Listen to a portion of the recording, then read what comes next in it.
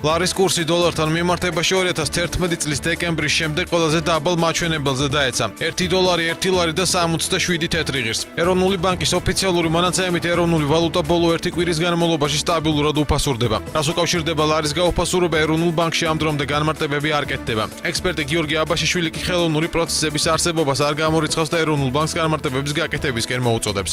ეროვნულ ბანკს მოუწევს განცხადების გაკეთება და ეროვნულ ბანკმა უნდა გააკეთოს განცხადება, იმიტომ რომ არ წარმოიქმნას გარკვეული პანიკური მდგომარეობა და თქვათ რაღაც რისკებისგან ვიყოთ გარკვეულწილად დაზღვეული. გასათვალისწინებელია ის, რომ მოსახლეობა დიდწილად არის დამოკიდებული უცხოურ ვალუტაზე, დოლარზე, განსაკუთრებით და შესაბამისად ბუნებრივია ყველას აღელვებს ის პროცესები, რომელიც ეხლა ვითარდება თქვათ ქვეყანაში.